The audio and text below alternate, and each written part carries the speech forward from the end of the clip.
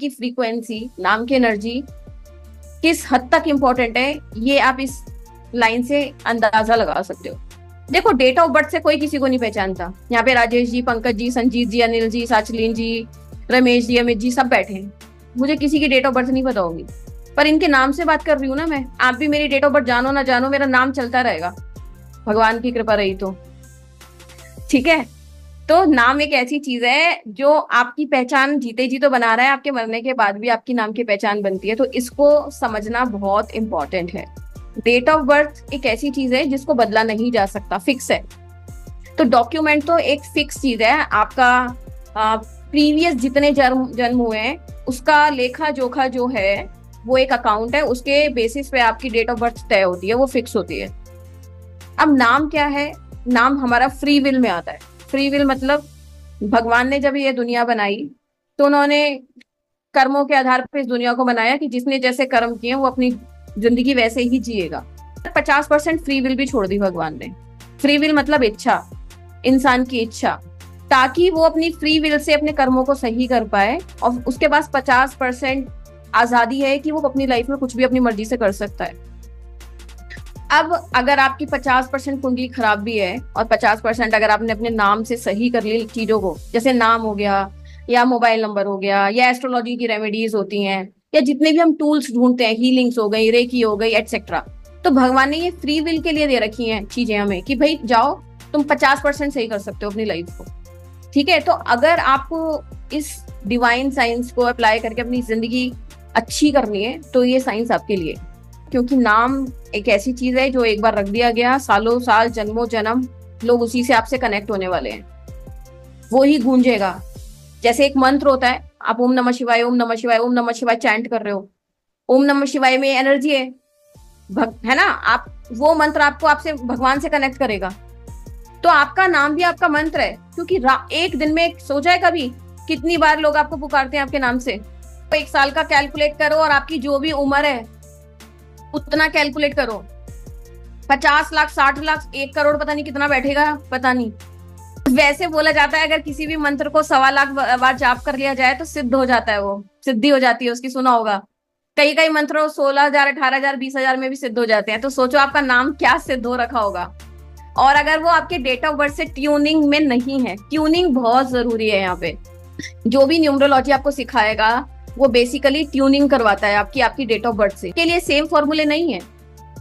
ये जो YouTube university खुल गई है, बेड़ा गर्क कर दिया है लोगों का, कि आंख बंद करके 5 पे ले आओ, आंख बंद करके 6 पे ले आओ, आंख बंद करके 1 पे ले आओ, रैंडमली बस नेम नंबर ले आओ। आज भी सुबह किसी ने ग्रुप में डाला, बड़ा गुस्सा आया मुझे देख के मैसेज, कि अगर मैं अपने नाम में ये फलाना अल्फाबेट ऐड कर दूंगा मेरा नेम नंबर इतने पे आ जाएगा, बहुत बढ़िया हो जाएगा मेरे साथ। ऐसी वाली न्यूमरोलॉजी नहीं सिखाती मैं, ये तो फ्री में भी बट रही है, पूरे गूगल पे यूट्यूब पे चले जाओ सब बट रहा है फ्री में। ऐसी वाली न्यूमरोलॉजी नहीं सिखाती मैं।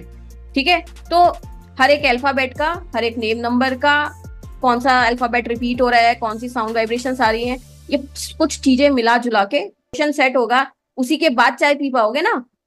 बाजार से सिर्फ टाटा टी ले आओगे तो थोड़ा ना चाय बन जाएगी आपकी। तो आप समझने की कोशिश करो, जो बाहर लोग सिखा रहे हैं ज्यादातर, और जो आप फंस जाते हो, कम फीस में कोई आपका नेम करेक्शन कर रहा है, कम फीस में कोई आपको सिखा रहा है, इन चीजों के साथ ना, ये खेलने वाली चीजें नहीं है, ये गेम नहीं है। आप कहीं से भी सीखो, मुझसे सीखो या किसी और से सीखो दुनिया में, पर आप देख लो कि क्या सामने वाले का एक्सपीरियंस है, उसकी लाइफ में खुद क्या चल रहा है। थोड़ी बातचीत करो सामने वाले से, कितनी नॉलेज है सब्जेक्ट की, तब जाके डिसाइड करो। सिर्फ फीस के बेसिस पे मत डिसीजन लिया करो इस फील्ड के अंदर। एटलीस्ट जा रही है उसमें, वो एक सर्टेन पैटर्न बनाती है, एक सर्टेन वाइब्रेशन होती है उसकी। ठीक है, तो उसको हमें समझना पड़ेगा। तो साउंड वाइब्रेशंस जो ना हमारे नाम पे प्रोड्यूस होती हैं उसको हम प्रोनोलॉजी बोलते हैं। अगर आपको अपने नोट्स बनाने हैं, लिखना है, तो लिख लो। लोगों को पता नहीं होता प्रोनोलॉजी क्या होती है।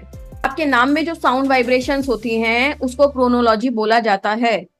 हर नाम का एक नेम नंबर कैलकुलेट होता है, वो हम देखेंगे।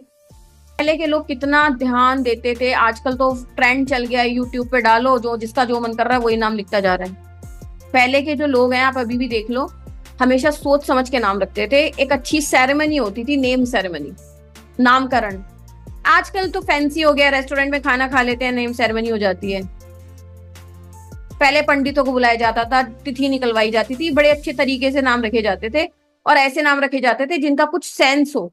एस्ट्रोलॉजी को ज्यादा महत्व दिया जाता था नाम रखने में। आज भी कुछ लोग एस्ट्रोलॉजी को करते हैं, पर मैं आपको बता देती हूँ अपने 8 साल के एक्सपीरियंस से और इतने जितने लोग मेरे से कनेक्ट हो चुके हैं, अब एस्ट्रोलॉजी छोड़ छोड़ के भी लोग नेम के लिए न्यूमरोलॉजी पे स्विच हो रहे हैं। उसका कारण है, पहले जो नाम लिखे जाते थे वो मोस्टली हिंदी में लिखे जाते थे। एग्री? अब आप में से कितने लोग हैं जो हिंदी में नाम लिखते हैं अपना? यहाँ पे एक लैंडलाइन होता था पूरी एक गली में, पहले टीवी नहीं होते तो कहाँ तक बहस करोगे आप? अब तो टेक्नोलॉजी बदलती ही जा रही है, उसका असर आपके ऊपर बढ़ता जा रहा है। तो पहले हिंदी में नाम होते थे तो एस्ट्रोलॉजी चलती थी, अब सब इंग्लिश यूज करने लगे हैं वर्ल्ड वाइड, अपना नाम इंग्लिश में लिखते हैं, तो इंग्लिश में एस्ट्रोलॉजी काम नहीं करती नेम में।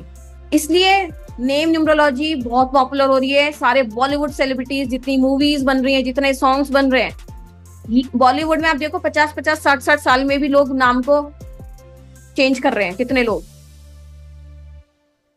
चाहे मुकेश अंबानी या कोई, आप कोई भी देख लो, हर जगह हर इंसान नेम न्यूमरोलॉजी को कहीं ना कहीं पढ़ने लग गया है, क्योंकि काफी टाइम से लास्ट के 50-60 सालों में बहुत ड्रास्टिक चेंज आया है कल्चर में, ट्रेंड में।